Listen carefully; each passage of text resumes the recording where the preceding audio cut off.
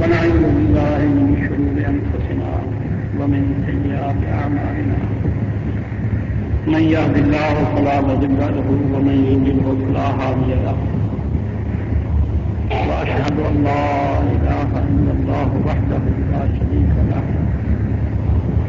وأشهد أن محمدا عبده ورسوله أما بعد فإن خير الحديث كتاب الله وخير الهدي هدي محمد صلى الله عليه وسلم وشر الأمور محدثاتها وكل محدثة بدعة وكل بدعة ضلالة وكل ضلالة في النار. أعوذ بالله السميع العليم من الشيطان الرجيم. بسم الله الرحمن الرحيم.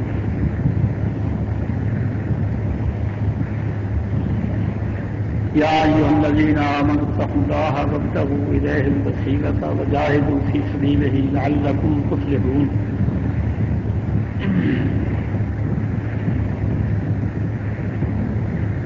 میرے بھائیوں، جتنے بھی ہم عمل کرتے ہیں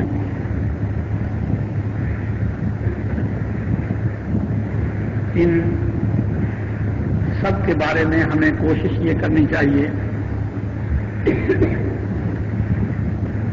کہ اللہ راضی ہو جائے. اگر اعمال کا رخ مختلف طرف ہو تو انسان کی بہت سی محنت جو ہے وہ ضائع ہو جاتی ہے، برباد ہو جاتی ہے. عمل انسان کو وہی فائدہ دیتا ہے، یا تو اس کا دنیا میں فائدہ مل جائے، بدلہ مل جائے، جیسا کہ ہم لوگ اجرت کرتے ہیں، مزدوری کرتے ہیں، نوکریاں کرتے ہیں، پیسے مل جاتے ہیں، یا پھر یہ ہے کہ آخرت میں اس کا ہمیں اجر مل جائے. وہ عمل جو دو طرفہ ہو کہ انسان ظاہر یہ کرے کہ یہ اللہ کے لیے ہے، یہ دین کا کام ہے، اور نیت یہ ہو کہ لوگ راضی ہو جائیں، لوگ خوش ہو جائیں، لوگوں میں میری شہرت ہو جائے، وہ عمل بالکل ضائع ہو، وہ عمل برباد ہو جاتا. دین کا تو جب بھی کوئی کام کیا جائے جس میں ثواب کا عمل دخل ہو تو ہمیشہ اس میں آدمی اپنی نیت کو صاف کرے، کوشش یہ کرے کہ اللہ راضی ہو میرے اس کام سے. کیونکہ اگر اس میں تھوڑا سا بھی دخل لوگوں کا آ گیا کہ لوگوں میں شہرت ہو، پھر اللہ تو اس کا کچھ نہیں دے. یہ شرک جس کو ریا کہتے ہیں، یہ شرک خفی ہے. ایک تو شرک جلی ہے، اس کا نقصان یہ ہوتا ہے کہ انسان اگر شرک جلی کر لے تو سب عمل برباد ہو جاتا ہے. عمل شرک کا کرتا ہے اور نیکیاں سب برباد ہو جاتی ہیں جتنی پہلے کی ہوتی. اور شرک خفی یہ ہے کہ صرف وہی عمل برباد ہوتا ہے. مثلا آدمی بات کرتے وقت یہ کہے کہ میری دنیا میں شہرت ہو، سب طرف لوگ مجھے بلائیں، میرا بہت چرچا ہو جائے، میرا دنیا میں نام ہو. اب یہ سب بیکار، جتنے واز ہوں گے سب بیکار ہوں گے، کوئی ان کا فائدہ نہیں. دنیا کما لے وہ جو کماتا ہے، ڈبل گناہ ہوگا کہ تو نے دین سے دنیا کمائی یہ، اور پھر اس کے بعد حقیقت میں عزت کی بھی اس کی ہوتی. انسان دنیا سے دنیا کمائے تو کچھ نہ کچھ عزت مل جاتی ہے. لوگوں کی خدمت کرے، لوگ اس کی تعریف کریں گے، لوگوں کے کام کرے، لوگوں میں اس کی شہرت ہوگی، ٹھیک ہے، کوئی رسوائی کی صورت نہیں، دنیا اچھی ہو جائے گی. لیکن اگر انسان دین کے کاموں میں لوگوں سے صلہ چاہے کہ لوگوں میں میری شہرت ہو جائے تو لوگ اس کو گالیاں بھی دیتے ہیں اس کی غیر موجودگی میں، اور اللہ کی طرف سے بھی اس کو پھٹکار پڑتی ہے. تو اس لیے دین کے عملوں میں ہمیشہ یہ کوشش کریں. ہم لوگ غافل ہو جاتے ہیں، بے خیال ہو جاتے ہیں. جیسا کہ نماز پڑھتے وقت کبھی توجہ بالکل ٹھیک رہتی ہے، آدمی سوچ کر سمجھ کر نماز پڑھتا ہے، دعائیں کرتا ہے، اور کبھی پرواہ نہیں ہوتی غفلت. ایک رکعت پڑھ گیا، دو رکعت پڑھ گیا، پتہ ہی کچھ نہیں کہ میں نے کیا کیا ہے. نہ اسے یہ خیال ہوتا ہے کہ میں نے کیا پڑھا ہے، بس امام کے پیچھے ہے، یہ ویسے ہی عادت پڑی ہوتی ہے، چار پوری کرنی ہے، چار ہو ہی جاتی ہیں پوری خود بخود ہی، جیسے کچھ چیز آٹومیٹک تھی، آدمی بار بار ایک عمل کو کرتا رہے تو کچھ عادت سی ہو جاتی ہے۔ اگر یہ پڑھ نماز رہا ہے لیکن دل غافل ہے۔ اسی طرح سے ہم بہت دفعہ دنیا میں کام کرتے ہیں نیکی کے، لیکن ہمیں خیال ہی نہیں ہوتا۔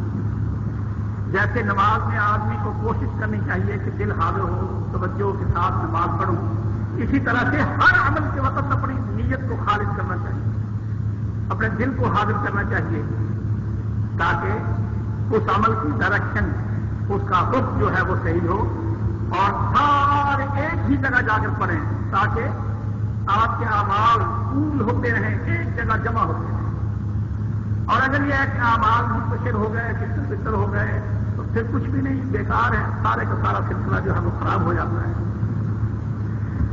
یہ جو آیت میں نے آپ کے سامنے پڑھی ہے، بڑی چھوٹی سی آیت ہے لیکن بڑی جامع ہے۔ یا ایھا الذین آمنوا اتقوا اللہ، اے ایمان والو اللہ سے ڈرو، اپنے دل میں سب سے پہلے تقویٰ پیدا کرو، خوف خدا کا۔ یہ زمین ہے نیکی کے لیے۔ اگر انسان اپنے دل میں اللہ کا خوف پیدا کر لے، جتنی اللہ کی معرفت ہوتی جائے گی، خوف خود بخود پیدا ہوتا چلا جائے گا۔ یہ سمجھو کہ نیکیوں کے لیے زمین ہموار ہو جائے گی۔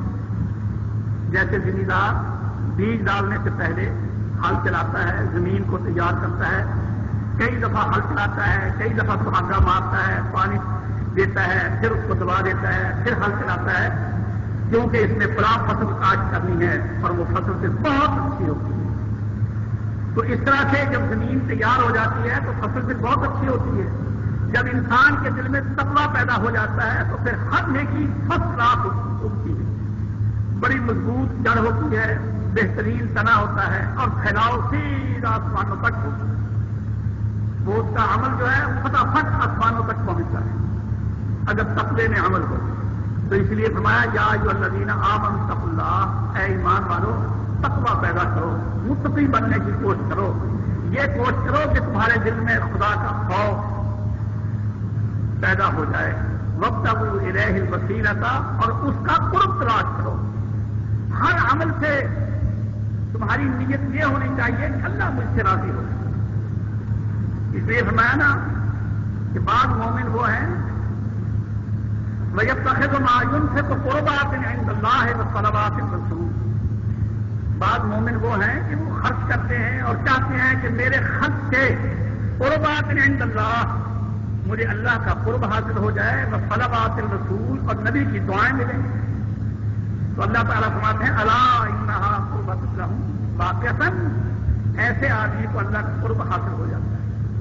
اب وہ ایک پیسہ خرچ کرے، ایک روپیہ خرچ کرے، 1,00,000 خرچ کرے، 1,000 خرچ کرے، اپنی حیثیت کے لحاظ سے وہ جتنا بھی تھوڑا خرچ کرے یا زیادہ خرچ کرے تو اس کو اللہ کا قرب ضرور، الا انہا قربۃ لہم، سن لو واقعتاً اس کی یہ نیکی اللہ کا قرب ہے اس کے لیے اور نبی کی دعائیں ہیں اس کے لیے۔ تو اس طرح سے آدمی جب نیکی کرتا ہے پھر سمجھو کہ اس کی کمائی بہت سی ہو جاتی ہے، وہ بڑا امیر ہو جاتا ہے۔ جیسے ایک آدمی آج بھی کچھ بینک میں جمع ہو گیا، اگلے دن پھر کچھ بینک میں جمع ہو گیا، اگلے دن پھر کچھ بینک میں جمع ہو گیا، اچھا خاصا مال بینک میں جمع ہو جاتا ہے، سال کے بعد دیکھو کتنی رقم ہو جاتی ہے۔ یوں ہی پھوئیوں بھرے جھیل تال، یوں ہی کوڑی کوڑی ہوا جمع مال، پیسہ کر کے کتنی رقم بن جاتی ہے۔ تو اس طرح سے انسان اگر نیکی کرتے وقت یہ سوچ لے اللہ راضی ہو جائے، مثلا یہی راستے میں چلے جا رہے ہیں، کوئی کانٹا وانٹا ہے، کوئی روڑا ہے، کوئی اینٹ ہے، کوئی لوگوں کو تکلیف دینے والی چیز ہے، تو آپ اس کو اٹھا دیں۔ اب ہندو بھی اٹھائے، مسلمان بھی اٹھائے، ہندو کے دل میں یہ نہیں ہوتا کہ اللہ راضی ہو جائے، ہندو یہ کہتا ہے کہ یہ ایک پن ہے، یہ ایک نیکی ہے، لیکن مسلمان یہ نیت کرے کہ اللہ تو راضی ہو جائے، میں اس لیے اٹھاتا ہوں کہ تیرا حکم ہے، میں چاہتا ہوں کہ تو راضی ہو جائے۔ اس کی مثال اللہ نے قرآن مجید میں دی ہے نا۔ موسیٰ علیہ السلام اپنی قوم کے 70 آدمیوں کو لے کر طور پہ گئے خدا سے ملاقات کرنے کے لیے، وفد تھا پورا، بگڑے ہوئے لوگ تھے، تو انہوں نے کہا کہ اے موسیٰ تو آ کر ہمیں کہہ دیتا ہے کہ مجھ سے خدا باتیں کرتا ہے اور یہ ہوتا ہے، ہمیں بھی ساتھ لے کر چل ہم دیکھیں۔ چنانچہ 70 کا وفختار موسیٰ قومہ 70 رجلا لمیقاتنا، 70 آدمی لے لیے اور موسیٰ علیہ السلام چلے گئے۔ جب اس میدان میں وادی میں پہنچے جہاں اللہ سے ملاقات ہونی تھی، تو موسیٰ علیہ السلام ان کو چھوڑ کر جلدی آگے چلے گئے۔ تو اللہ تعالیٰ نے فرمایا وما آجلک عن قومک یا موسیٰ، اے موسیٰ تو اپنے ساتھیوں کو چھوڑ کر جلدی کیوں آ گیا؟ وما آجلک عن قومک یا موسیٰ، اے موسیٰ یہ کیا بات کہ پیچھے اکٹھے چلے آئے اور یہاں آ کر ان کو چھوڑ کر تو جلدی آگے آ گیا؟ آلہم اولئک علی آثاری، یا تھا وہ بھی میرے پیچھے ہی آ رہے ہیں۔ ما عجلت الیک ربی لترضی، اللہ میں نے جلدی اس لیے کی کہ تو راضی ہو جائے۔ پیچھے تو ہم سب برابر تھے نا، اب تیری ملاقات کا وقت قریب تھا تو میرے دل میں جو جذبہ جوش اور جو طرف تھی وہ ان کے دل میں تو ہے نہیں، تو میں چاہتا تھا کہ تو راضی ہو جائے کہ موسیٰ کتنا لپک کر آیا ہے، کیسے جوش سے آیا ہے۔ وعجلت الیک ربی لترضی، میں نے جلدی اس لیے کی ہے میرے رب تاکہ تو راضی ہو جائے۔ اب تو کیا حرکت ہے، چھوٹا سا کام ہے، بالکل چھوٹا سا، لیکن دیکھو موسیٰ علیہ السلام کی نیت کیا ہے۔ اور دیکھو نا اسی طرح سے ملتے وقت آپ آئے ہیں، 10-15 آدمی آپ کے ملنے والے ہوں گے، ہر ایک کے ملنے کے انداز سے یہ معلوم ہو جائے گا کہ کس کے دل میں کتنی محبت ہے، کس کے دل میں کتنی تڑپ ہے، اس کا خیال کتنا ہے۔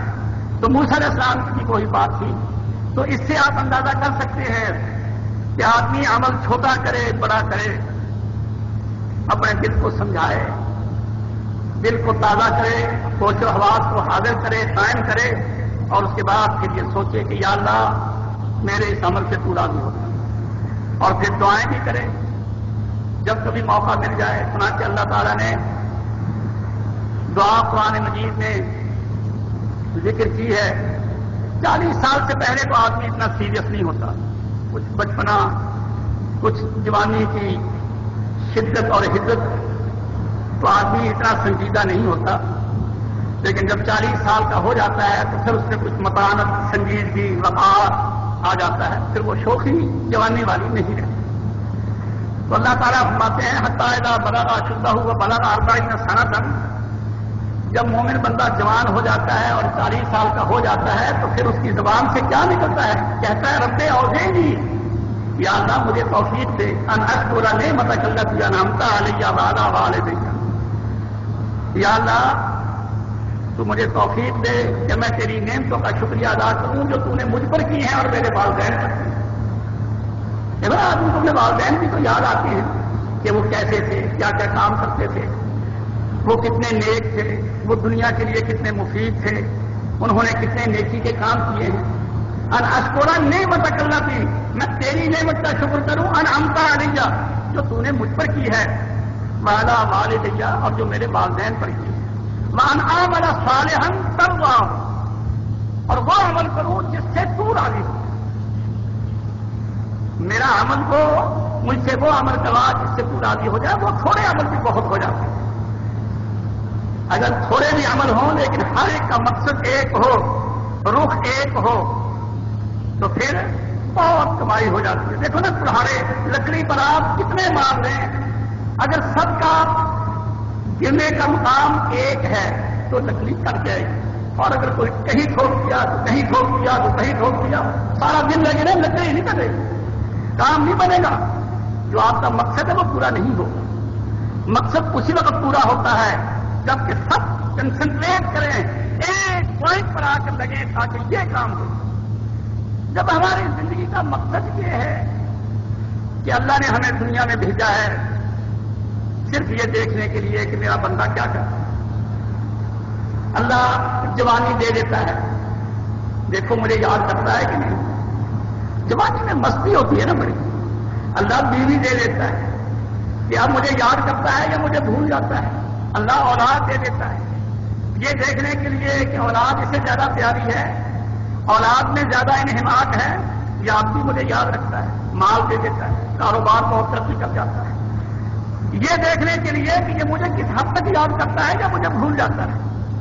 اسی لیے اللہ تعالیٰ نے فرمایا کہ اول تو ساری زندگی اس لیے ہے لِيَبْلُوَكُمْ أَيُّكُمْ أَحْسَنُ عَمَلًا، یہ دیکھنے کے لیے کہ کون اچھے کام کرتا ہے اور کون برے کام کرتا ہے. اور پھر دوسری جگہ فرمایا سورہ کاف میں جو ہر جمعے کو پڑھی جاتی ہے انا جعلنا ما علی الارض زینۃ لہا لنبلوہم ایہم احسن عملا. یہ جو ہم نے زمین پر بیوٹی جمال یہ حسن پیدا کیا ہے یہ کیوں؟ صرف یہ دیکھنے کے لیے کہ بندہ میری طرف آتا ہے یہ ظاہری حسن کی طرف جاتا ہے. انا جعلنا ما علی الارض زینۃ لہم جو ہم نے زمین پر بیوٹی جمال حسن وہ خاص جانوروں کا ہو وہ پھولوں کا ہو وہ عورت کا ہو وہ اولاد کا ہو وہ مال کا ہو صرف اس لیے کہ ہم دیکھیں کہ یہ کیسے عمل کرتا ہے. عمل وہ کرتا ہے جس سے میں یاد آتا ہوں یا وہ عمل کرتا ہے کہ اللہ پیٹ پیچھے پھینک دیا اللہ یاد ہی کوئی نہیں. تو انسان کی یہ آزمائش ہے. دیکھنا یہ ہے اللہ کو کہ بندہ جا کر دنیا میں مجھے بھول جاتا ہے یا مجھے یاد رکھتا ہے. جو اللہ کو یاد رکھتا ہے عام طور پر اور خاص طور پر. عام طور پر تو مطلب کیا جاتے آتے کاروبار کرتے بھائی برا کام نہیں کرنا کسی سے دھوکہ نہیں کرنا اللہ ناراض ہو جائے گا. کم نہیں تولنا اللہ ناراض ہو جائے گا. جھوٹ نہیں بولنا اللہ ناراض ہو جائے گا. یہ تو عام ہے نا. پھر صبح کو اٹھ کر جب دنیا سوئی ہوئی ہے تو آدمی یہ سمجھے کہ میرا معاملہ عام لوگوں جیسا نہیں ہے. لوگ سوئے ہیں سوئے رہے تو میں تو اللہ کا خاص بندہ ہوں. یہ فرصت کا وقت ہے تنہائی کا وقت ہے میں تو اس سے دو باتیں کروں تو یہ اس کو خاص یاد کرنا ہے. تو یہی زندگی میں سب سے بڑی کامیابی ہے کہ جو آدمی دنیا میں آ کر اللہ کو بھولتا نہیں وہ مالدار ہو جائے وہ اہل و عیال والا ہو بچے اس کے کتنے ہوں پھیلاؤ کاروبار کا اس کا کتنا ہو لیکن وہ پھر بھی اللہ کو بھولتا نہیں. اللہ کو خاص وقتوں میں بھی اور عام حالات میں بھی اللہ کو یاد رکھتا ہے. تو اللہ نے فرمایا اے ایمان والو متقی بننے کی کوشش کرو اور اس کا قرب تلاش کرو کہ تمہیں اللہ کا قرب حاصل ہو جائے. کیونکہ جب تم دنیا سے جاؤ گے وہاں کوئی تمہارا نہیں ہوگا.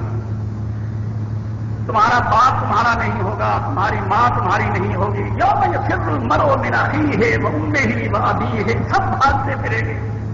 ماں بیٹے سے بھاگے گی بیٹا ماں سے بھاگے گا باپ بیٹے سے بھاگے گا بیٹا باپ سے بھاگے گا کہ میرا بیٹا کہیں مجھے یہ نہ کہہ دے کہ ابا مجھے 2-4 نیکیاں دے دے یا بیٹا باپ سے کہہ دے کہ بیٹا مجھے کوئی 2-4 نیکیاں دے دے. یوم یفر المرء وہ دن قیامت کا دن کیسا ہوگا کہ آدمی بھاگے گا من اخیہ اپنے بھائی سے وہ امہ و ابیہ اپنی ماں سے اور اپنے باپ سے و صاحبتہ اپنی بیوی سے و بنی اور اپنے بیٹوں سے.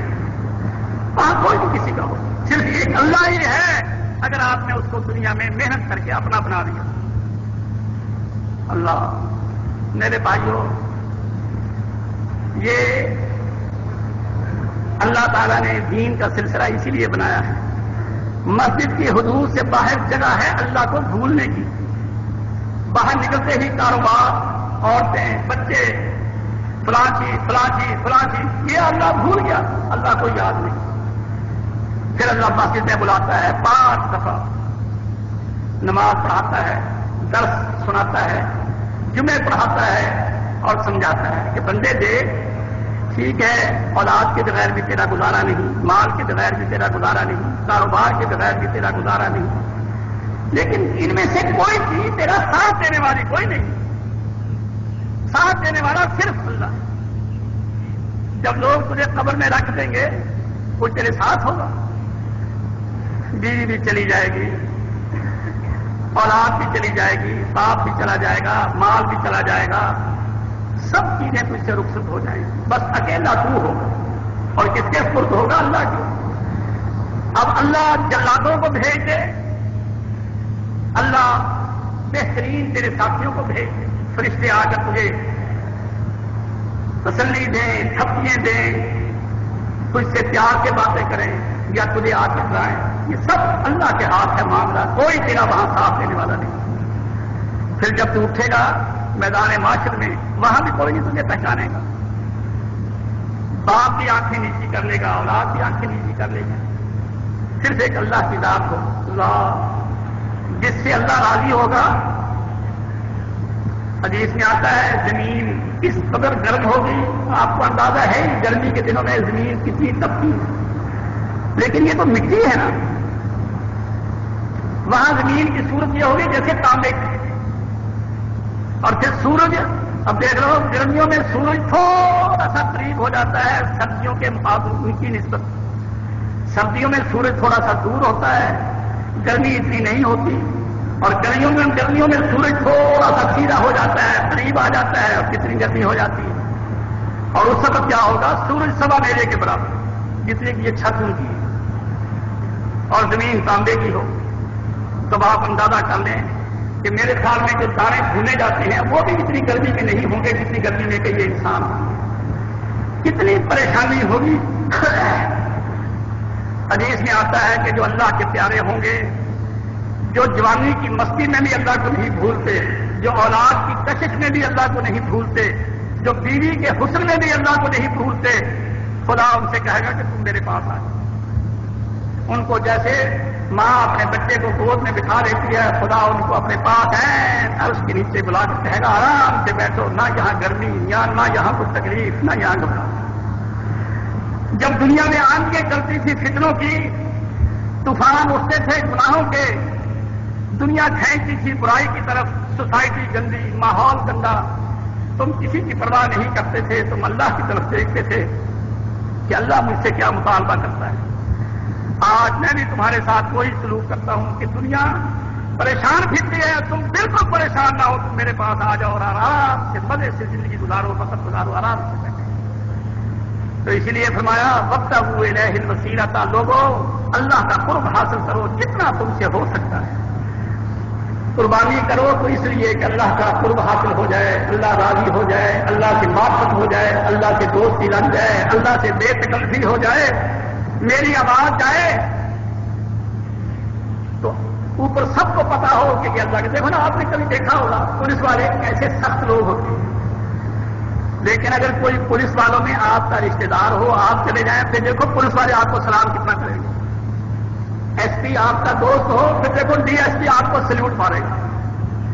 وہ جانتے ہیں کہ یہ پولیس والا فلاں اس کا رشتے دار ہے، فلاں اس کا دوست ہے، یہ ان کا آدمی ہے.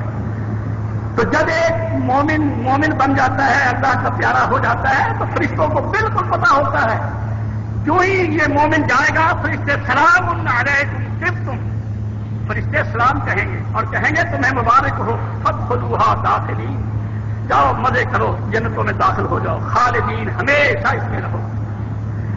فرشتے السلام علیکم کہیں گے، بڑے آرام کے ساتھ، بڑی عزت کے ساتھ ان کو اللہ تعالیٰ جگہ دے گا.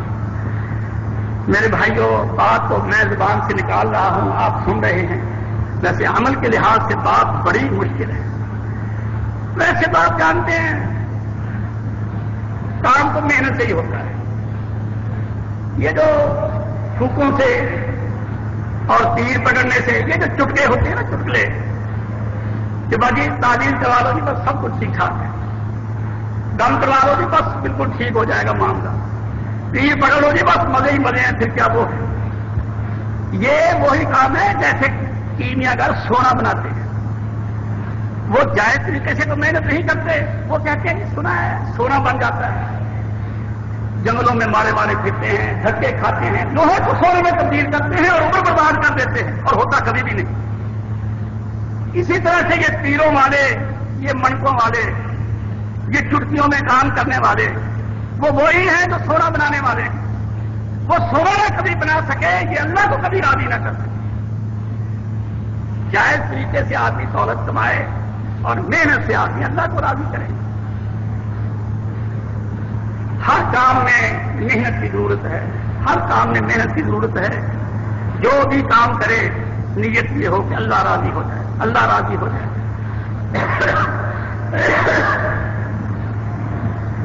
اب دیکھو قربانی کا موقع تھا، آیا چلا گیا. کس نے نمبر حاصل کر لیے، کس نے کچھ گین کر لیا، کس کو کچھ مل گیا، یا کون تھوپے کا تھوپا رہ گیا، خام کا 2-4 ہزار کا نقصان کر دیا.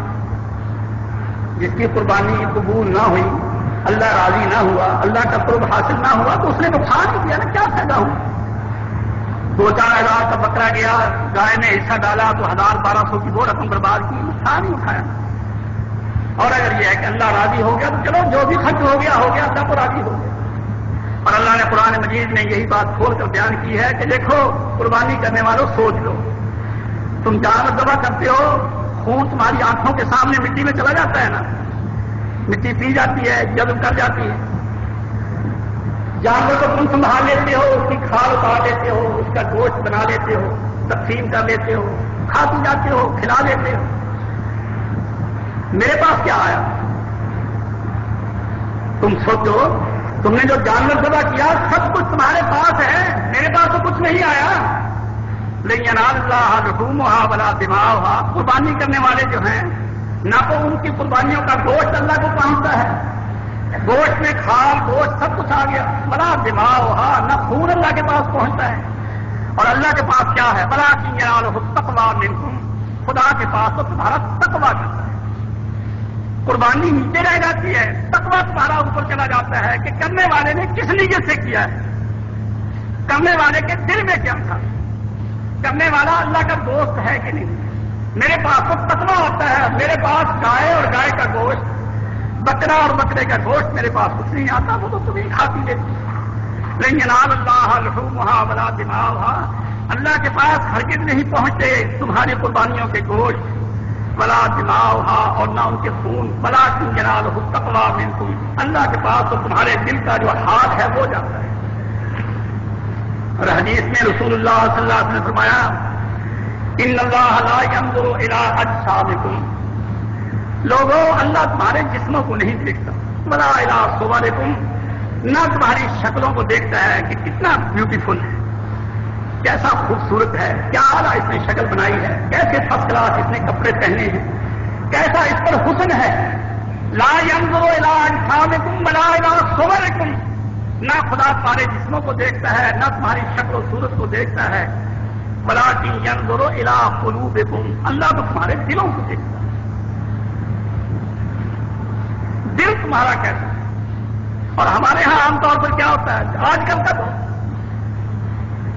معیار جو ہے یعنی فرسٹ کلاس کپڑے ہوں، اچھی سیٹ اپ ہو، اچھی گیٹ اپ ہو اور اچھا این وہ ہو، یہی سوسائٹی میں اونچا ہونا جو ہے یہی بڑے ہونے کی دلیل ہے. اللہ تعالیٰ فرماتے ہیں کہ یہ بات میرے ہاں بالکل نہیں، بلکہ آج کل تو اس کا الٹ ہے. شاید ہی کوئی ایسا اللہ کا بندہ ہو جو آج کل کے لباسوں والا کوئی اللہ کو بھی وہ پسند ہو. اللہ تو دل کو دیکھتا ہے کہ کس کے دل میں میرا ڈر ہے، کس کے دل میں میرا خوف ہے. دیکھو اللہ کا ڈر اور اللہ کا خوف اور اللہ سے محبت. میں زیادہ بالکل پریکٹیکل بات کرتا ہوں تاکہ آپ کے سامنے یہ بات واضح ہو جائے کہ اللہ سے تعلق کیسا رکھنا چاہیے. دیکھو اللہ سے تعلق ایسا رکھنا چاہیے جیسے 7, 8, 10 سال کے بچے کا باپ سے ہوتا ہے.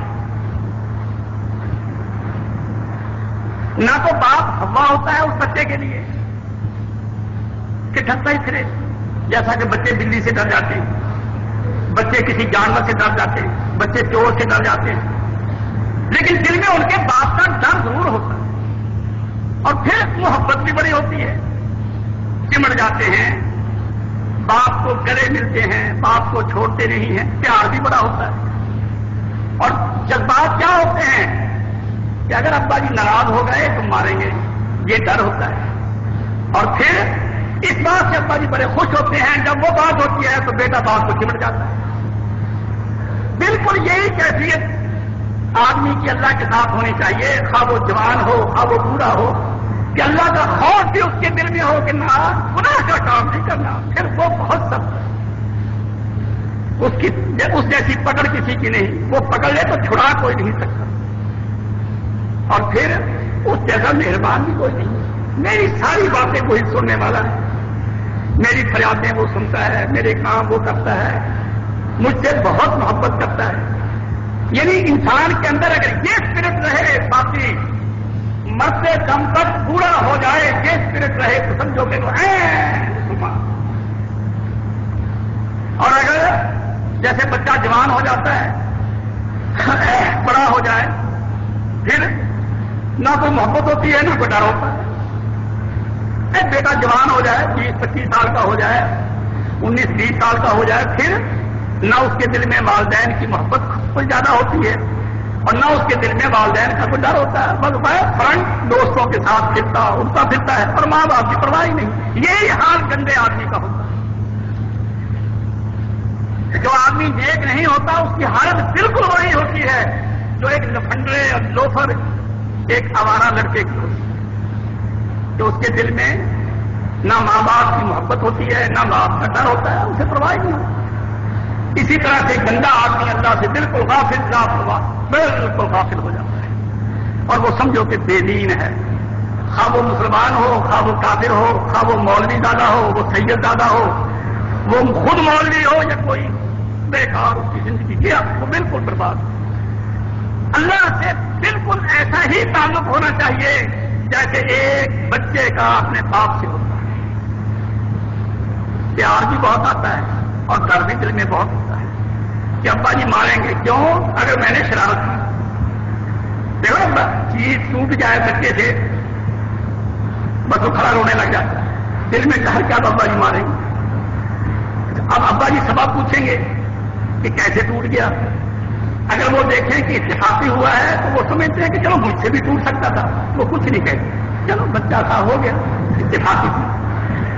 اور اگر یہ ہے کہ اس نے اپنی طاقت سے زیادہ کام کیا، وہ اس کے برتن اٹھانے کا نہیں تھا اور اسے منع بھی کیا تھا کہ اس کو ہاتھ نہ لگا تو پھر وہ ضرور ناراض ہو۔ تو بالکل یہی حالت اللہ کی بندے کے ساتھ ہے۔ اللہ بندے سے اگر اس سے غلطی ہو جائے اللہ دیکھتا ہے کہ بندہ ہے، صابن ہو ہی جاتی ہے۔ اگر وہ ڈر گیا رونے لگ گیا معافی مانگتا ہے تو اللہ معاف کر دیتا ہے، غصہ نہیں رکھتا، جیسے کہ باپ دل میں غصہ نہیں رکھتا معاف کر دیتا۔ اور اگر وہ شرارتی ہے لاپرواہی میں ایسے کام کرتا ہے تو پھر پٹائی ہوتی ہے، پھر اس پر ناراضگی ہوتی ہے والدین کی اور اللہ بھی اس سے ناراض ہو جاتا ہے۔ میرے بھائیوں یہ سمجھنے کے لیے آدمی اللہ نے بہت کچھ دنیا میں رکھا ہے، کتابیں ہی نہیں ہیں کہ آپ کہیں کہ جی ہم پڑھے ہوئے نہیں۔ عقل بڑی چیز ہے، اپنی اولاد سے آپ جو سلوک کرتے ہیں اس سے اللہ کو سمجھنے کی کوشش کریں، آپ مسلمان ہو جائیں۔ لیکن ہماری بدقسمتی تو یہ ہے کہ ہم سوچتے کبھی خیال ہی نہیں ہوتا کہ ہم یہ دیکھیں کہ باپ کیا چاہتا ہے، باپ کون ہوتا ہے، باپ کی طبیعت کیسی ہوتی ہے، راضی کس بات سے ہوتا ہے، ناراض کس بات سے ہوتا ہے۔ اسی سے آپ کو اللہ کا معاملہ سمجھ میں آ جائے گا کہ اللہ کا تعلق بندے سے کیا ہے، اللہ ناراض کس بات پر ہوتا ہے، اللہ راضی کس بات پر ہوتا ہے۔ لیکن سوچ لیں اس کے بغیر اگر ہم پرواہ نہ کریں گزارا بھی نہیں۔ ایک تو چیز ہے نا کہ چلو جی میں نہیں پڑھتا میں نہیں کرتا چاہیے ہمیں باہر میں جائے نہ کر کیا جو پڑھتے نہیں وہ کہ روٹی نہیں کھاتے، نہیں پڑھنا چاہتا نہ پڑھ۔ اسی طرح سے اور کوئی بے شک تو نہ کام سیکھ، چلو اور کوئی کام کر لے، محنت مزدوری کر لے، کوئی ذمہ دارہ کر لے، کوئی اور ایسا کام کر لے۔ بعض چیزیں ایسی ہوتی ہیں کہ انسان اگر ان سے بچنا چاہے تو بچ سکتا ہے، لیکن میرے بھائیوں اللہ سے بندہ پیچھا نہیں چھڑا سکتا۔ واسطہ اسی سے پڑھنا ہے، مرنا ضرور ہے، بس مر گئے اس کے ہاتھوں میں چلے گئے۔ اور یہ جو ہے اس سے کوئی مفر نہیں۔ اللہ نے سورہ قیامہ میں بیان کیا ہے نا،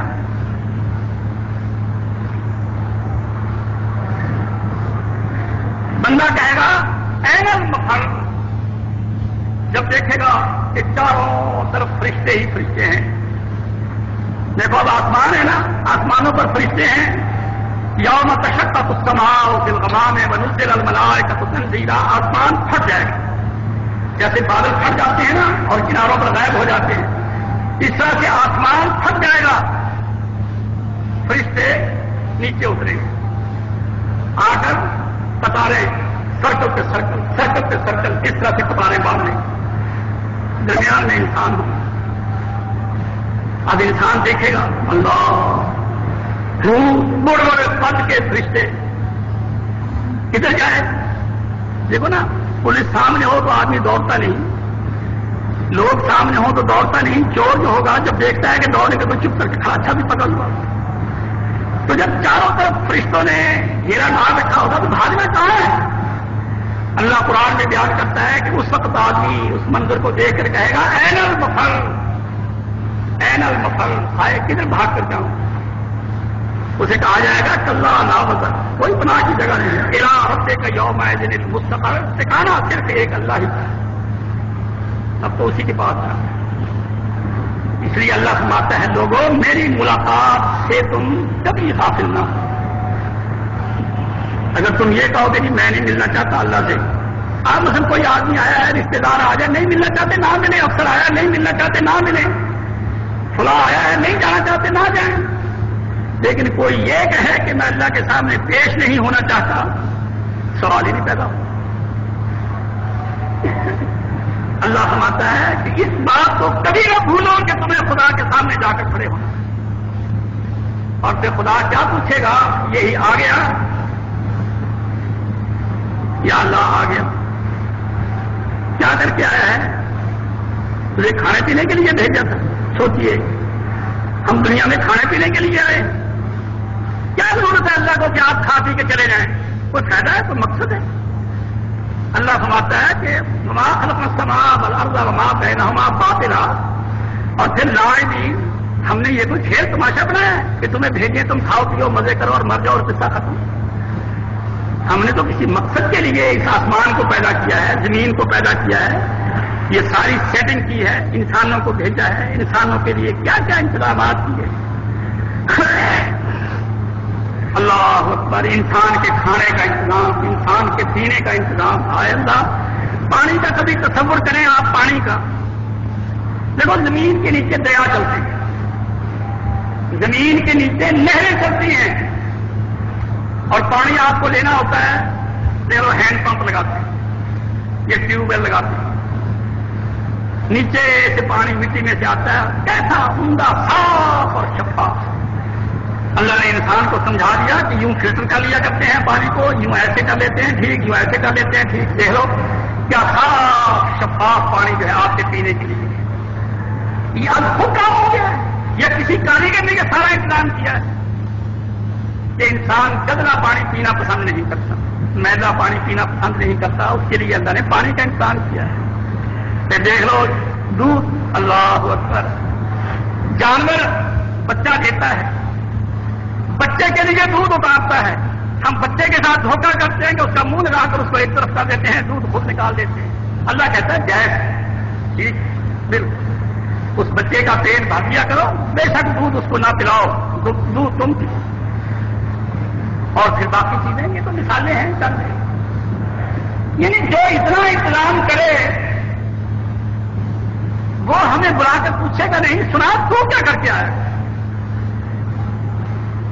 اور ہم یہ کہیں گے کہ یادہ سیریں کی، سنیمے دیکھے، عیاشیاں کی، بدماشیاں کی، آوارہ گردی کی، خوب سیر سپاٹا کیا، مزے کیے، پکنکیں بڑے ٹور کیے.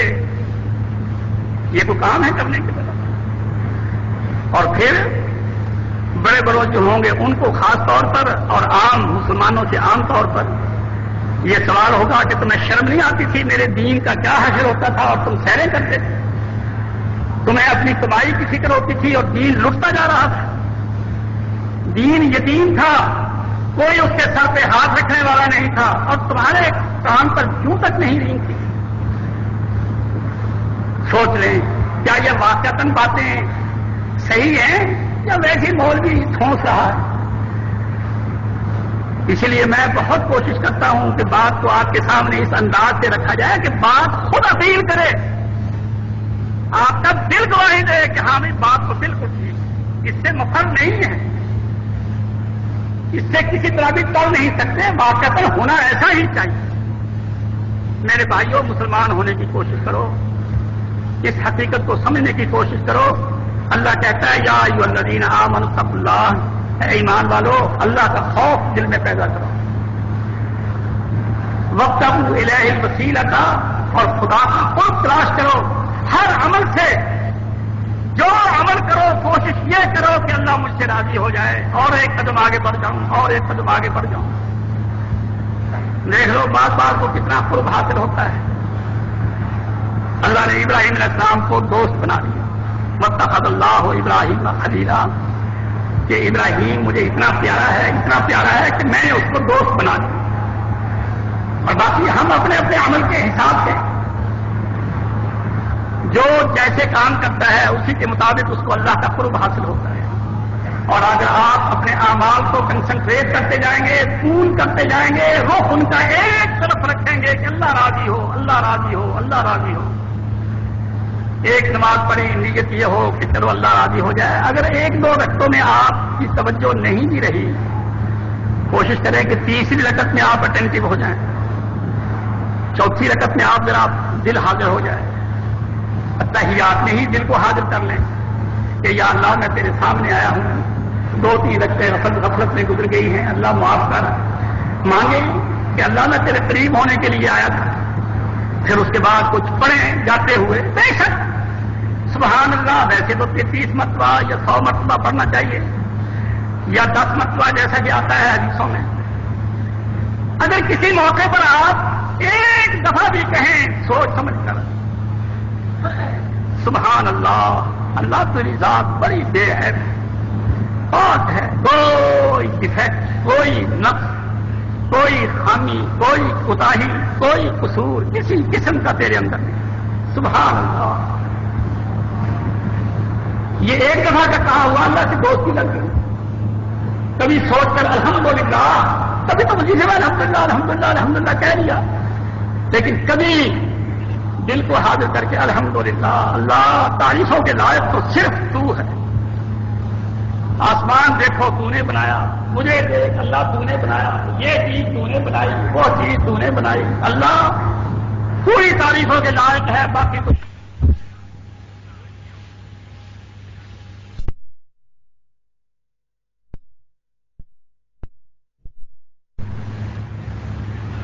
کوئی شان معبود ہو تو وہ ہو۔ ارے یہ کوئی معبود ہے کہ اپنے مریدوں سے بھی نیچے بن گئے اور مرید اوپر چڑھے تھے؟ دنیا میں تو پیر چارپائی پر بیٹھتا ہے، مرید چارپائی پر نہیں بیٹھتے، کیونکہ پیر کا درجہ بہت اچھا جی۔ جب یہ مر جائے گا پھر پیر نیچے مرید اوپر، دیکھ اندازہ کر۔ لیکن بے عقل مشرک بے عقل ہوتا ہے۔ ارے تسلیم کر لو، مشرک چاہے پی ایچ ڈی ہو، مشرک چاہے ڈاکٹر ہو، مشرک چاہے صدر ہو، وہ بیوقوف ہوتا ہے۔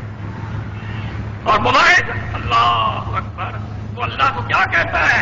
اللہ اکبر، اللہ سب سے بڑا، سبحان ربی الاعلی، میرا رب سب سے بلند۔ کہاں ہے ساری مخلوق؟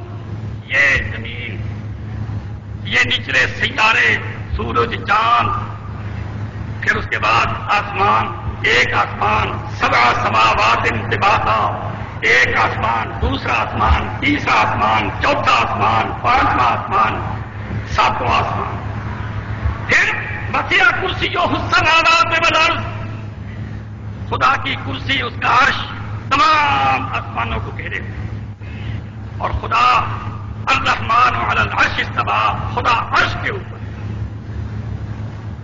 یوں سمجھ لو کہ جیسے کسی کے پاؤں کے نیچے کوئی چیز ہو، اس طرح سے ساری مخلوق عرش کے نیچے اور خدا عرش کے نیچے۔ اب آپ اندازہ کر لیں، یہ لوگوں کا، یہ سکول ماسٹر، یہ شاعر، یہ ٹرڈ مولوی، ان کا یہ عقیدہ کہ اللہ ہر چیز میں ہے، کتنی بڑی اللہ کی توہین ہے۔ دیکھو اسلام کا تصور اللہ کا کیا ہے، مواہب کا تصور کیا ہے کہ اللہ کی ذات سب سے اعلیٰ، سب سے اوپر، سب سے اونچی، وہ کتنا ہی اونچا چڑھ جائے، خدا کے اوپر ہونا تو درکنار، کوئی خدا کے برابر نہیں ہوتا۔ خدا عرش پر ہے، اور سورۃ طٰہٰ میں ہے الرحمن علی العرش استویٰ، تیرا رب عرش پر مستوی، وہاں قائم ہے، اور ساری مخلوق اس کے نیچے ہے۔ اور معبود ہونے کا مزہ آیا نا، رب ہونے کا مزہ آیا نا. مانے تو ایسے کو مانے.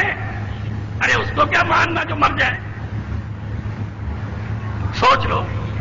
اس کو کیا ماننا جو مر جائے؟ اس کو کیا ماننا جس کا پیشاب بند ہو جائے؟ پیر صاحب مریض ہسپتال لے گئے کہ جی کیا بات ہے کہ جی پیر صاحب کا پیشاب بند ہو گیا. ارے اللہ کے بندے تو نے اسے تیر پکڑا ہوا ہے اور اس کا پیشاب بند ہو گیا. تو اس سے بیٹے مانگتا ہے, تو اس سے مرادیں مانگتا ہے. کیسا حالت ہے. اللہ اکبر. خدا وتوکل علی الحی الذی لا یموت. اے توحید والے بھروسہ کر اس خدا پر جس کے لیے موت نہیں. لا تاخذہ سنۃ ولا نوم. نہ اونگ ہے نہ نیند ہے. میرے بھائیوں میں کیا آپ سے عرض کروں, آپ نے کبھی قدر ہی نہیں, آپ نے اپنے عقیدے کو کبھی درست ہی نہیں. بچے ہمارے اسکولوں میں پڑھتے ہیں اور گندے گندے شعر ہوتے ہیں یہ صوفیوں کے, یہ شاعروں کے, کہ جدھر دیکھتا ہوں ادھر تو ہی تو ہے. ہر پتے میں تو ہے, ہر درخت میں تو ہے, ہر چیز میں تو ہے. اوپر تو ہے, نیچے تو ہے, فاعل میں تو ہے, مفعول میں تو ہے. تھاندار جو جوتے مار رہا ہے اس میں تو ہے. چور جو جوتے کھا رہا ہے اس میں تو ہے. یہ اللہ کی گت پر نہیں. اور آج کا مسلمان لٹو واہ واہ واہ واہ, خدا ہر جگہ, خدا ہر جگہ, خدا ہر جگہ.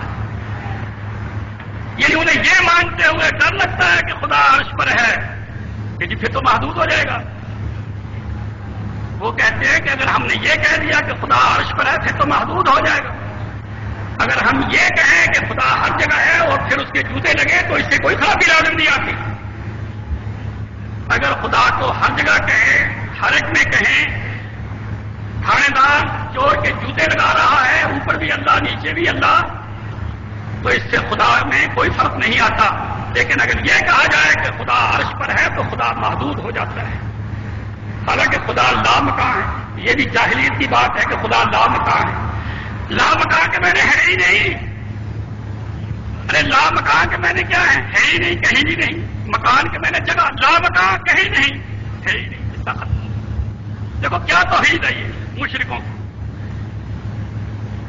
پھر آپ جانتے ہیں قیامت آئے گی, خدا دربار لگائے گا, بندے سے باتیں کرے گا, اس سے حساب لے گا. تو اس وقت لامکان ہوگا یا تو مکان ہوگا. میرے بھائیوں دین سمجھنے کے لیے محنت کی ضرورت ہے. دین سمجھنے کے لیے مسلمان ہونے کی ضرورت ہے. ہم لوگ ہیں ہندوؤں سے مسلمان ہوئے اور صوفیوں کے مسلمان بنائے ہوئے. یہ صوفیوں کی تعریفیں کرتے ہیں نا لوگ کہ یہ اجمیر والے, اجی وہ پاک پٹن والے, اجی وہ فلاں, اجی وہ فلاں. وہ آئے 1,00,000 ہندو انہوں نے 1 منٹ میں مسلمان کر دیا. بھائی واہ واہ واہ واہ واہ واہ واہ. اور جو کر دیا وہ کون ہے؟ یہ جو آپ کو سب نظر آتے ہیں. مسجد دیکھ لو شرک سے بھری پڑی, کوئی اللہ کی پہچان نہیں. نہ مولوی کو کچھ پتا ہے, نہ مولویوں کے مقتدیوں کو کچھ پتا ہے. وہ بھی جاہل, وہ بھی جاہل, کوئی دین کی سمجھ نہیں. میرے بھائیوں اللہ کو پہچانو. جب اللہ اکبر کہو تو تصور کرو اللہ میرا رب کتنا بڑا ہے. اسی لیے حدیث میں آتا ہے اپنے کوٹھے کی چھت پر چڑھو, سیڑھی کا قدم, ایک قدم ایک قدم ایک قدم اللہ اکبر کہتے جاؤ اور چڑھتے جاؤ. کہتے جاؤ کہ میں اونچا ہوتا جا رہا ہوں لیکن میرا رب اس سے بھی بڑا ہے. پہاڑ پر چڑھو, پہاڑی پر چڑھو, کسی ٹیلے پر چڑھو, کسی بلندی پر چڑھو, کہتے جاؤ اللہ اکبر. مشرکوں کے معبود نیچے, میرا معبود کو کتنا بھی اونچا چڑھے سب سے اونچا اوپر. یہ کب سے ہی ہو سکتا ہے اللہ اکبر؟ جب آپ کا عقیدہ اسلامی ہو. اور جب آپ کا عقیدہ اسلامی نہ ہو, یہ جاہلوں والا عقیدہ ہو, جاہل مولویوں والا, جاہل شاعروں والا, تو پھر کیا ہوگا؟ اللہ اکبر بھی غلط اور سبحان ربی الاعلی بھی غلط. دیکھو سجدے میں ہم پڑھتے ہیں نا سبحان ربی الاعلی, پاک ہے میرا بلند رب. اعلی سپرلیٹو ڈگری ہے, اعلی من کل شے, جو ہر چیز سے بلند ہے. میرا وہ رب پاک ہے, بے عیب. اور اگر اللہ ہے ہی سب جگہ، سجدہ کرنے والے کی پیشانی کے بھی نیچے ہے، تو وہ پڑھ سکتا ہے سبحان ربی الاعلی؟ سوچئے، عقل کی بات ہے۔ اگر اللہ ہر جگہ ہو، اوپر بھی ہو نیچے بھی ہو، تو ایک نمازی کا سبحان ربی الاعلی غلط نہیں ہو جاتا؟ اسی لیے تو میں کہتا ہوں سوائے اہل حدیث کے کسی کی نماز ہوتی ہی نہیں بالکل، کیونکہ اس کا عقیدہ کیا ہے کہ اللہ ہر جگہ ہے، اوپر بھی ہے نیچے بھی ہے۔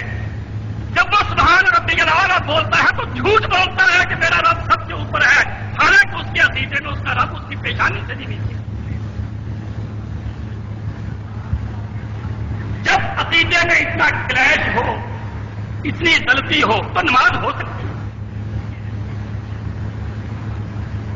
اسی لیے اب مولوی عبید اللہ بیچارے فوت ہو گئے، کہا کرتے تھے، ویسے عام حنفیوں سے وہ اچھے حنفی تھے تو حنفی، لیکن حنفیوں میں اچھے حنفی تھے۔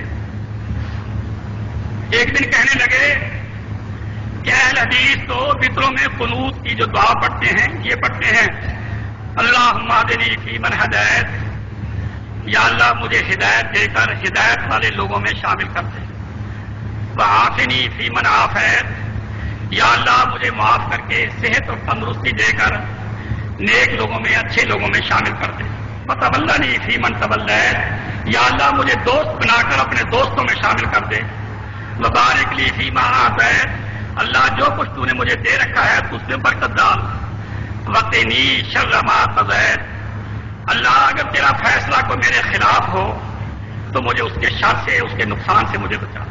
کیوں؟ فإنک تقضی ولا یقضی علیک، ہر ایک کے فیصلے کے خلاف اپیل کی جا سکتی ہے، تیرے خلاف کوئی اپیل لا تسأل عما تفعل وهم يسألون، تو جو کر لے کوئی تجھ سے پوچھ نہیں سکتا، باقی سب سے پوچھا جاتا ہے۔ کیوں ایسا کیا؟ صدر سے پوچھتے ہیں، وزیر اعظم سے پوچھتے ہیں، اسمبلی میں وہ جواب دہ ہوتا ہے ورنہ اس کو ہٹا دیتے ہیں، لیکن خدا سے کون پوچھے کہ تو نے ایسا کیوں کیا؟ وقنی شر ما قضیت، اللہ مجھے جو میری تقدیر میرے خلاف ہو اس کے نقصان سے بچا، فإنک تقضی ولا یقضی علیک، کیونکہ فیصلے تو کرتا ہے، تیرے خلاف کوئی فیصلہ نہیں کیا جا سکتا۔ انہ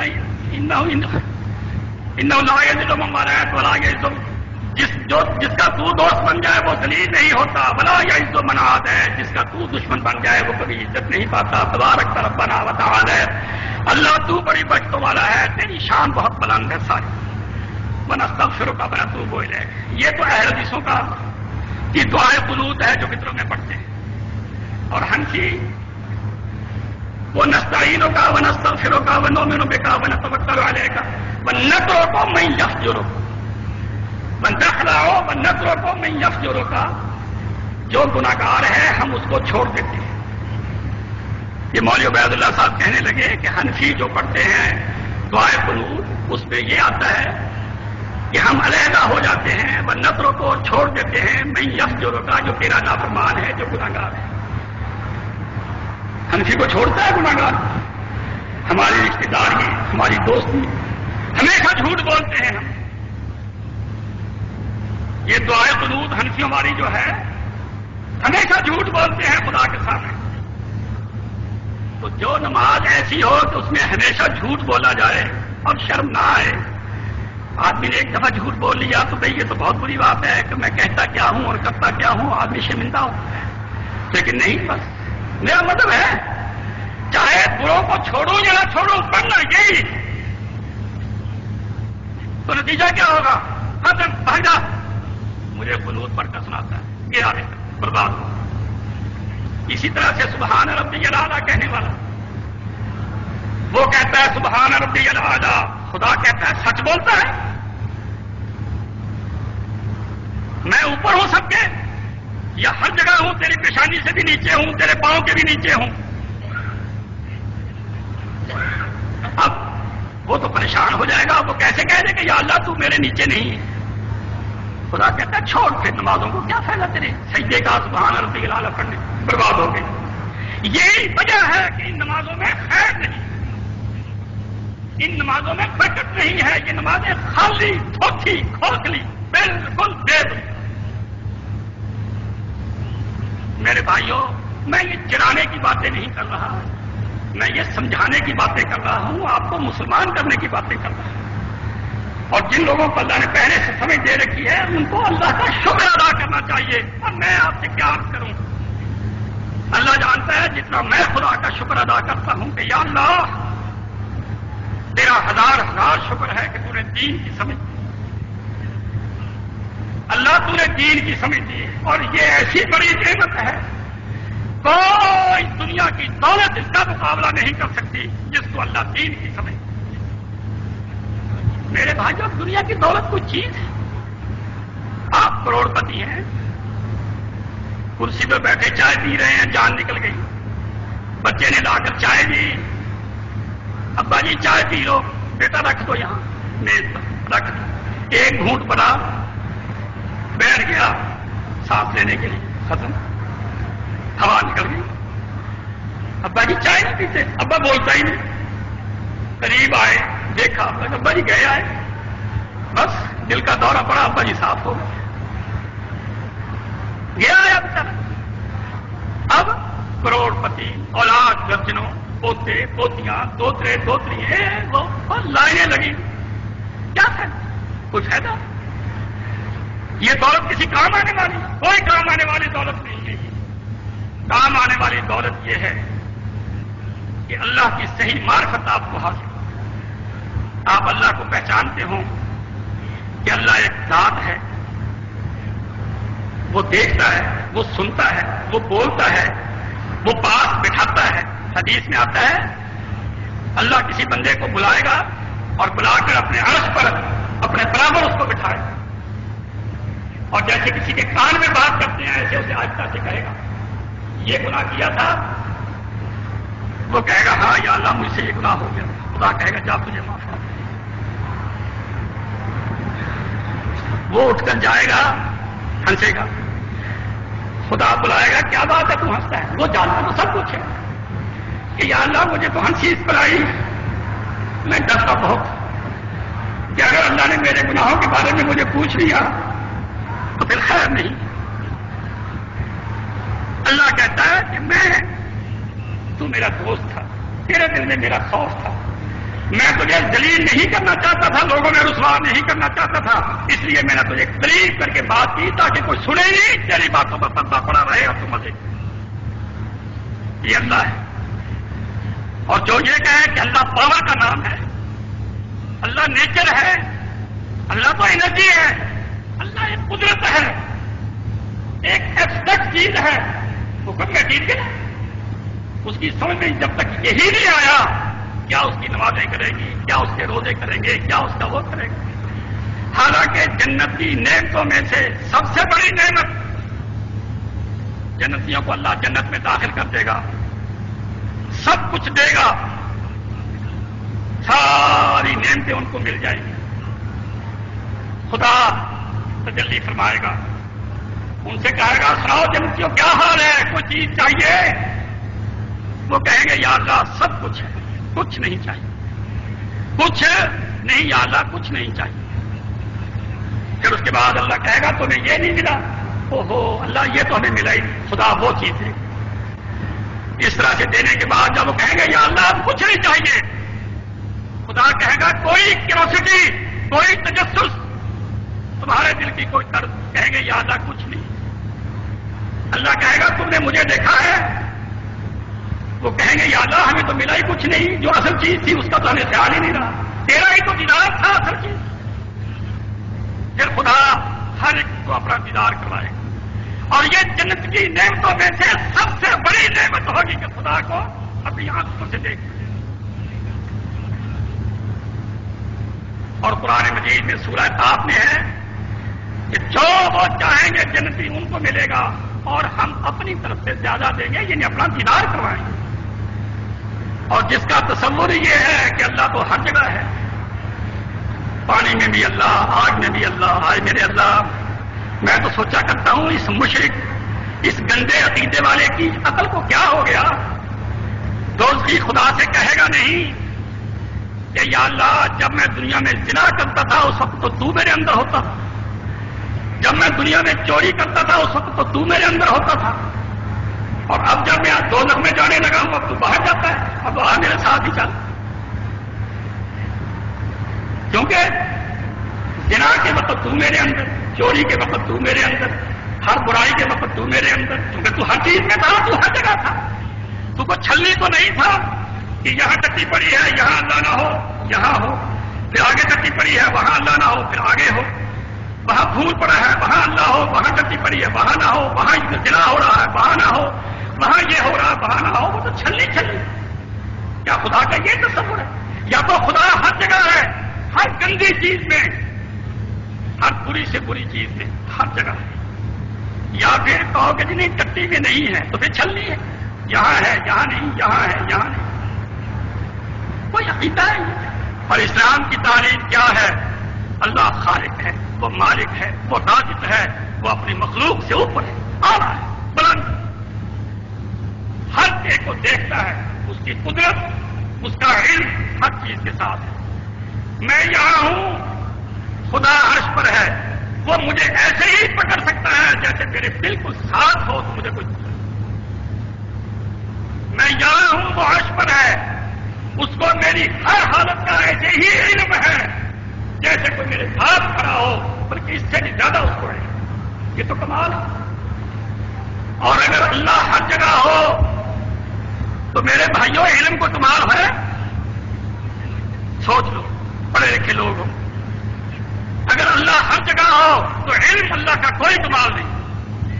میں کہوں مجھے پتا ہے یہ کتاب پڑھی ہے، لوگ کہیں گے یہ بھی کوئی کمال کی بات، آپ پاس کھڑے ہیں آپ کو پتا ہے کہ کتاب ہے۔ میں کہوں لاہور بیٹھا ہوا کہ ممبر پر میں بیٹھی پڑھی ہوئی کتاب دیکھ رہا ہوں، میں لاہور میں ہوں اور مجھے یہ کتاب نظر آتی ہے، آپ کہیں گے کیا کہنے کمال کا، یہ تو بہت بڑا کمال ہے۔ تو خدا علیم ہے، خدا بصیر ہے کہ وہ کروڑوں میل اربوں میل اس کی ذات دور ہے، لیکن وہ ایسے ہی دیکھتا ہے جیسے پاس ہو۔ اور اگر وہ پاس ہو اور دیکھے، دیکھنا کیا کمال ہے، علم کیا کمال ہے۔ میں نے یہ توجہ دلانے کے لیے دو چار باتیں آپ کو کہہ دی ہیں تاکہ ٹھونگا سا لگ جائے اور آپ کے دل و دماغ سے یہ گند نکل جائے اور آپ صحیح معنوں میں مسلمان ہو جائیں، اور آپ کو نماز پڑھتے ہوئے سبحان ربی الاعلیٰ کا مزہ ہے۔ بندہ سبحان ربی الاعلیٰ کہتا ہے، حالت کیا ہوتی ہے؟ چوتڑ اوپر ہوتے ہیں، سر نیچے ہوتا ہے، انتہائی ذلت کی حالت ہوتی ہے۔ اس وقت اگر آدمی سمجھ کر گر گرا کر کہے سبحان ربی الاعلیٰ، میرا رب جو کہ سب سے اونچا ہے، پاک، منزہ، مقدس، اور اگر یہ ہو کہ میرا رب نیچے ہے، پھر سبحان ربی الاعلیٰ کا مزہ کیا ہے؟ کچھ بھی مزہ نہ ہے۔ حدیث میں آتا ہے ایک آدمی کو خواب آیا، اللہ کے رسول سے بیان کرنے لگا کہ یا رسول اللہ میں نے خواب میں دیکھا ہے کہ میں آپ کی پیشانی پر سجدہ کر رہا، آپ کی پیشانی پر میں سجدہ کر رہا۔ اللہ کے رسول نے فرمایا بھی تو اپنے خواب کو سچا کر لے۔ آپ لیٹ گئے اور اس سے کہا کہ تم میرے اوپر چڑھ کر سجدہ کر لے، پیشانی پر اپنا سر رکھ کے تو سجدہ کر لے تاکہ تیرا خواب سچا ہو جائے۔ یہ سجدہ اللہ کے رسول کو نہیں، اللہ کے رسول تو تب ہوتا کہ جب وہ آگے ہوتے، وہ تو اوپر چڑھا ہوا ہے، معقول بڑا تصور باطل ہو گیا نا۔ آپ نے فرمایا تو اپنے خواب کو سچا کر لے۔ آپ نے فرمایا میں لیٹ جاتا ہوں تو مجھ پر چڑھ جا اور میری پیشانی پر اپنا سر رکھ کر سجدہ کر لے تاکہ تیرا خواب سچا ہو جائے۔ اللہ کے رسول بندے ہیں، انسان ہیں، اور وہ انسان کے نیچے آ گئے ہیں، لیکن اللہ کی ذات اعلیٰ ہے، عرفہ ہے، وہ کبھی کسی کے نیچے نہیں ہوتا۔ یہ عقیدہ بالکل غلط ہے۔ اس لیے میں جو آپ سے عرض کر رہا تھا، اللہ سے دوستی لگاؤ، تنہائی میں کبھی کبھی آسمان کو دیکھتے ہوئے اللہ اکبر یا خالق السماوات والارض، اور آسمانوں اور زمینوں کے پیدا کرنے والے، جنہیں دیکھو آسمانی آسمان ہے تو اس کا خالق ہے۔ کوئی نیچے پلر نہیں، کوئی نیچے ستون نہیں، کہیں سے جھکا ہوا نہیں۔ ہماری چھتیں چند سالوں کے بعد کبھی کہیں سے گرنے والی ہو جاتی ہیں، کبھی کہیں سے گرنے والی ہو جاتی ہیں۔ بغیر عمد ترونہا، دیکھ جہاں تیری مرضی چلا جا، تجھے کوئی پلر آسمان کے نیچے نظر نہیں آئے۔ اے آسمانوں کے پیدا کرنے والے، اللہ نے قرآن مجید میں یا خالق السماوات والارض، اے آسمانوں کے پیدا کرنے والے، یا فاطر السماوات والارض، اے آسمانوں کے پیدا کرنے والے، یا بدیع السماوات والارض، اے بے مثال کے آسمانوں کو پیدا کرنے والے۔ کبھی چارپائی پر لیٹے ہیں، اوپر کو دیکھیں تو خدا کی تعریف کریں، خدا کو پہچانیں، اس سے خدا سے دوستی لگتی ہے، خدا سے پیار قائم ہوتا ہے، پھر آپ کو نمازوں میں بھی مزہ آئے گا۔ سبحان ربی العظیم، رکوع کریں، رکوع میں کیا ہوتا ہے؟ آدمی جانور بنتا ہے۔ رکوع میں کیا بنتا ہے؟ آدمی جانور بنتا ہے۔ جانوروں کا حال کیا ہے؟ ان کا سر اور پیٹھ ایک لیول میں ہوتا ہے۔ بھینس کو دیکھ لو، گائے کو دیکھ لو، بکری کو دیکھ لو، ان کی پیٹھ اور سر ایک لیول میں ہوتا ہے۔ بندہ جب رکوع کرتا ہے تو جانوروں کی طرح سے اپنے گھٹنوں پر ہاتھ رکھتا ہے اور کہتا ہے یا اللہ میں تو ذلیل ہوں، میں تو محتاج ہوں، عاجز ہوں۔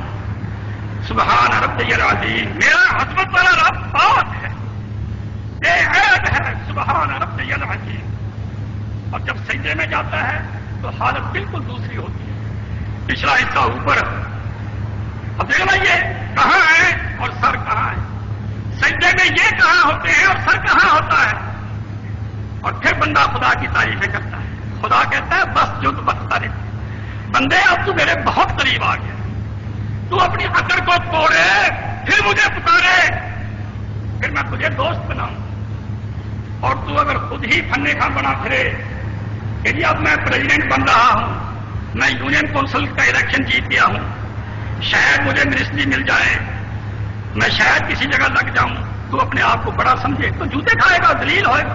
ہائے کتا، ہائے کتا، یوں کو دیکھ لو، یہ کسی کو دیکھ لو۔ اللہ، بندہ جتنا اللہ کے سامنے جھکتا ہے، وَأَخْفَضْ وَبَشِّرِ الْمُخْبِتِينَ، اللہ قرآن میں بیان کرتا ہے وَبَشِّرِ الْمُخْبِتِينَ، اے نبی جو اخبار کرنے والے ہیں ان کو خوشخبری دیتے ہیں۔ اخبار کرنے والے کون ہیں؟ اللہ کے سامنے عاجزی کرنے والے، روتے ہیں، گر گراتے ہیں، اپنا منہ بگاڑتے ہیں، اللہ میں محتاج، اللہ تو حاجتیں پوری کرنے والا، اللہم انت الغنی، تو غنی ونحن الفقراء، اور ہم سب، کیا نبی، کیا ولی، کیا صدر، کیا وزیر اعظم، سب محتاج، فقیر۔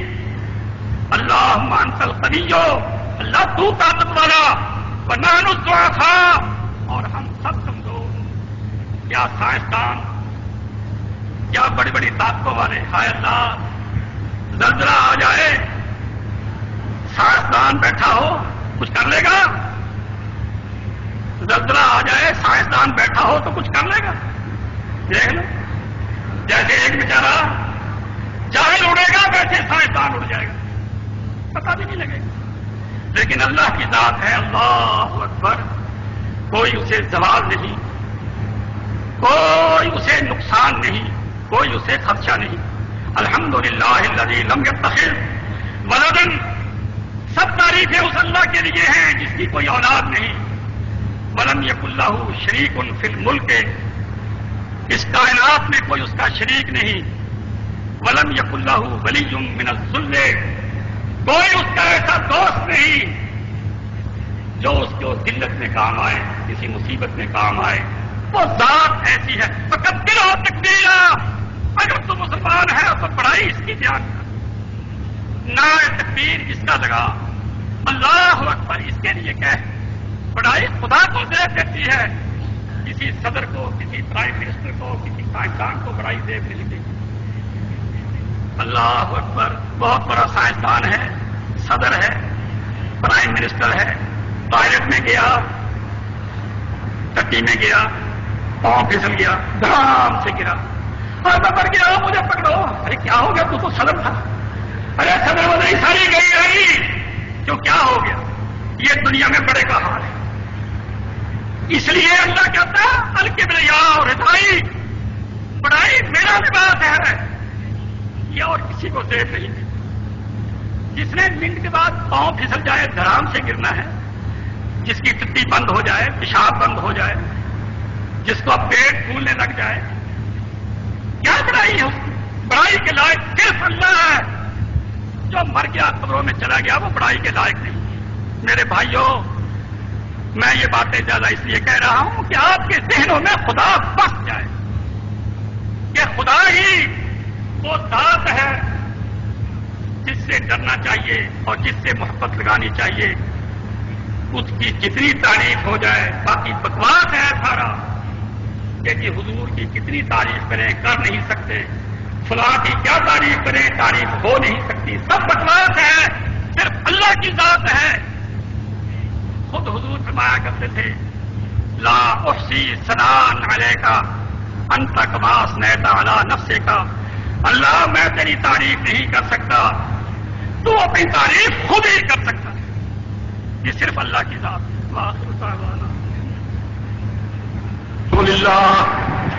الحمد للہ نحمده ونستعینه ونستغفره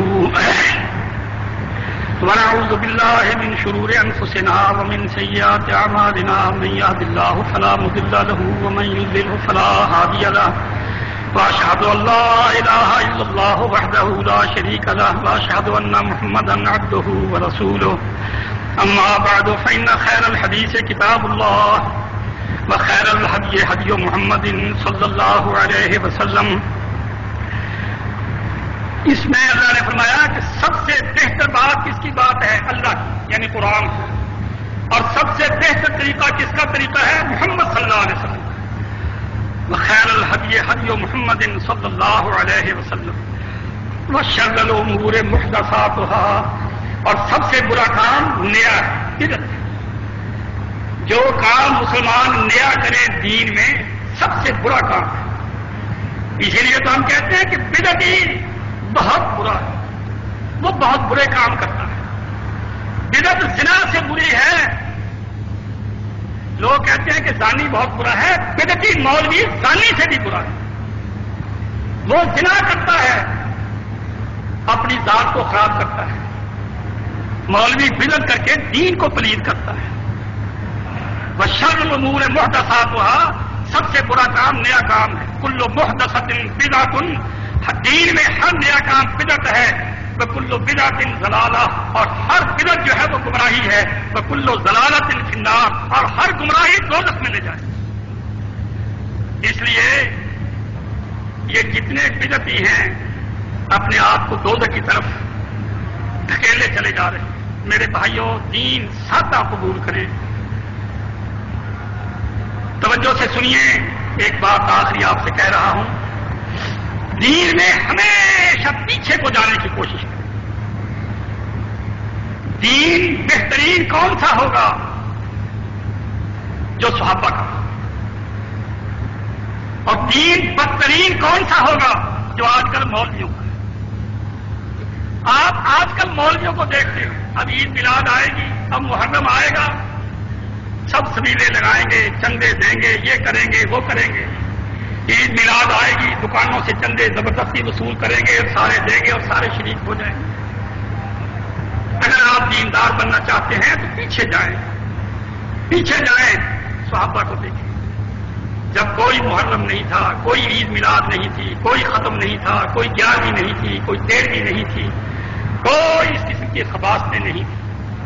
اور میرے بھائیوں، یہ دعوت جو ہم آپ کو دیتے ہیں یہ وہی دعوت ہے. یہ جو دین میں آپ کے سامنے پیش کرتا ہوں، اللہ کے فضل سے اگر آپ کو اب یقین آ جائے تو اللہ کرے آ جائے. آپ کی بھی بھلائی ہے، میری بھی بھلائی ہے. ورنہ جان نکلتے ہی آپ کو پتہ لگ جائے. کیونکہ آپ کہیں گے یا اللہ مجھے پتہ نہیں تھا، اور خدا کہے گا تجھے عبداللہ نے بتایا نہیں تھا. یہ یقینی بات ہے، کیونکہ اللہ کہتا ہے، رسول اللہ صلی اللہ علیہ وسلم نے فرمایا، قرآن تو بات کہتا ہی ہے کہ دین کو آگے پہنچاؤ. حضور نے فرمایا کہ میرا دین آگے پہنچاؤ. اب حضور کو گئے ہوئے کتنا عرصہ ہو گیا؟ 1300-1400 سال ہو گئے. اب ہم سے خدا پوچھے کہ تم دین پر کیوں نہیں چلے؟ ہم کہیں یا اللہ ہمیں تو پتہ ہی نہیں لگا. اور آپ جمعہ پڑھتے ہیں یہاں تو خدا کہے گا تجھے عبداللہ نے یہ بات نہیں کہی تھی، تیرے پاس یہ بات پہنچی نہیں ہے، اور پھر آپ سوچ لیں۔ اسی لیے تو میں کہتا ہوں کہ مولوی کا یا تو بہت اونچا مقام ہے یا مولوی کا اتنا نیچا مقام ہے کہ کتے اور سور سے بھی نیچے گرا ہوا۔ اب دیکھو میں آپ کو کھری باتیں کہتا ہوں اور اللہ کرے آپ کی سمجھ میں آ جائیں، آپ سدھر جائیں، یہ سارے میرے بوتے ہوں گے، سب میرے بوتے ہوں گے۔ قیامت کے دن جائیں گے، قیامت کے دن جائیں گے، یہ نہیں کہ میں آپ کو پارٹی بنا کر لے جاؤں گا، خدا کہے گا یہ تیرا عمل ہے، یہ تیرا عمل ہے، یہ تیرا عمل ہے، یہ تیرا عمل ہے، یہ تیرا عمل ہے۔ اور جن کو مولویوں نے گمراہ کیا ہے، گیارہویں پہ لگایا ہے، میلادوں پہ لگایا ہے، تسبیحوں پہ لگایا ہے، اور وہ برباد ہوں گے، وہ دہائی دیں گے یا نہ پکڑے اس مولوی کو، اس پلیز نے ہمیں برباد کیا۔ اس لیے میرے بھائیوں یہ جگہ بڑی ذمہ داری کی جگہ ہے۔ میں صرف ایک عمل جانتا ہوں جس پر مجھے خدا کا بہت بہت شکریہ ادا کرنا ہے، اور کرتا ہوں کہ یا اللہ تیرا ہزار ہزار شکر ہے کہ میرے ہاتھ سے بہت لوگ تو نے سدھارے۔ بہاولپور میں کیا حالت تھی، کوئی جانتا تک نہیں تھا کہ اہل حدیث کون ہوتی ہے، عقیدہ کیا چیز ہے۔ آج اللہ کا شکر ہے کہ مولوی دب گئے ہیں، اب مولوی کیوں نہیں کرتے، اور عوام تو ماشاءاللہ اب اللہ کے فضل سے چلو، کوئی پورا ہو گیا، کوئی ابھی کچا ہے، کوئی کسی حالت میں ہے، کوئی کسی حالت میں ہے۔ اور میں یہ باتیں کرنے کی تو نہیں، لیکن صرف ترغیب کے لیے۔ میرے ابا جی مجھے کہا کرتے تھے عبداللہ اگر تو نے دین کا کام نہ کیا میں تجھے وہاں کبھی نہیں چھوڑوں، میں نے تجھے پالا ہی اس لیے، کہہ کر چلے گئے۔ اس وقت کو یہ احساس نہیں تھا، لیکن اللہ نے احساس دیا۔ میں آپ کو خدا کو حاضر ناظر جان کر کہتا ہوں، میں 53 میں کالج میں آیا اور میں نے کالج میں پڑھانا شروع کیا۔ جو کورس ہوتا ہے سرکاری طور پر نصاب یونیورسٹی رکھتی ہے، میں وہ نصاب پڑھاتا رہا، لیکن خدا جانتا ہے ہمیشہ میری نیت یہ ہوتی تھی کہ یا اللہ یہ لڑکے بدل، یہ لڑکے صرف کورس نہ پڑھیں، یہ لڑکے مسلمان ہو جائیں، اسلام کی فقیہت، اسلام کا صحیح عقیدہ ان کی طبیعتوں میں راسخ ہو جائے۔ چنانچہ میں نے دیکھا ہے کہ میں جب تک کالج میں کام کرتا رہا، بہاولپور ڈویژن پہلے کہیں کالج نہیں تھے، نہ بہاول نگر، نہ مظفر گڑھ، نہ ادھر، نہ ادھر، نہ رحیم یار خان، سب جگہ کے لڑکے یہی پڑھتے تھے۔ کہا جہاں بھی جا کر دیکھ لو، جیسے ہل چلانے والا پہلے پالا ڈالتا ہے، یہ پھر دوہر ہوتی ہے۔ کالج کی تعلیم تدریس کے دوران اللہ کا شکر ہے ایک دفعہ پاڑا سا پڑ گیا، پھر مسجد کا سلسلہ شروع ہو گیا، پھر یہاں دوہر، تیر، سہاگا وغیرہ خوب دینا شروع کیا۔ اور میری ہمیشہ یہ کوشش ہوتی ہے، میں بیمار ہوں یا جس حالت میں بھی ہوں، میں جب کھڑا ہوتا ہوں ممبر پہ، جب میں کوئی نیا چہرہ دیکھتا ہوں تو مجھ میں جوش اٹھتا ہے کہ یا اللہ یہ آج نیا آیا ہے، یہ خالی نہ جائے، یہ بدل جائے۔ ہم کو سیاسی پارٹی نہیں بنا رہے، ہم نے کبھی الیکشن نہیں لڑنا، کبھی چندہ نہیں لینا، وہ آپ کو پتہ ہی ہے، لیکن دل میں یہ تڑپ ہے کہ یا اللہ یہ بوٹا میرا بن جائے، یہ آخرت میں میری کمائی ہو۔ اور سب سے بڑی کمائی یہ ہے کہ آپ کے ہاتھ سے لوگ ہدایت پائیں، لوگ دیندار ہوں، لوگ اہل حدیث ہوں۔ اہل حدیث کے سوا عقیدہ کہیں صحیح نہیں، تو یہی میں کوشش کرتا ہوں۔ اسی لیے میں بار بار آپ کو سمجھاتا ہوں، بہت مثالوں سے واضح کرتا ہوں، اور پوری تسلی کرنے کی کوشش کرتا ہوں کہ جو نیا آئے یا پرانا آئے، ہر ایک کی سمجھ میں بات جو ہے وہ اچھی طرح سے آ جائے اور وہ بدل جائے، اور اللہ میرا بڑا ساتھ دیتا ہے۔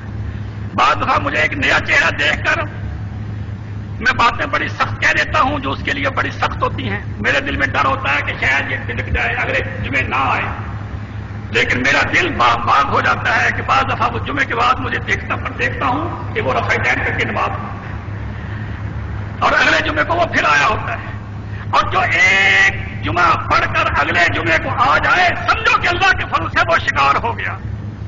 اور پھر آپ دیکھ لیں میں کچھ جگڑی نہیں کرتا، کوئی دھوکہ نہیں کرتا، بڑی دلیل کے ساتھ عین واضح کر کے سمجھا کر بات بیان کرتا ہوں، اور یہ سب اللہ کی طرف سے پمپنگ ہوتی ہے، سب اللہ کی طرف سے القاء ہوتا ہے کہ بات کو اس طرح سے کر تاکہ رب کا دین لوگوں تک پہنچ جائے۔ اور یہ خدا کا ہزار ہزار شکر ہے۔ میں یہ چاہتا ہوں کہ جو ہمارے شاگرد ہیں اللہ ان کو بھی توفیق دے، اور جو نئے نئے اللہ ان کو اہل حدیث بنائے، ان سے بھی آگے ان کی اولادیں اور ان کے دوست جو ہیں وہ دین کو سیکھیں، اور پھر میری بھی کمائی ہو اور ان کا بھی فائدہ، اور لالچ کبھی نہ رکھیں۔ جو آدمی تبلیغ کر کے لالچ کی نیت کرتا ہے کہ یہ موٹا آدمی ہے اس سے کوئی فائدہ اٹھائیں گے، بے برکتی ہو جاتی ہے۔ اللہ جانتا ہے ہم نے یہ کبھی نہیں سوچا، اور اللہ نے ہمیں بڑا ہی فائدہ دیا ہے۔ ان اللہ یامر بالعدل والاحسان وایتاء ذی القربى وینہی عن الفحشاء والمنکر والبغی یعظکم لعلکم تذکرون۔ سبحان ربک رب العزۃ عما یصفون وسلام علی المرسلین والحمد للہ رب العالمین۔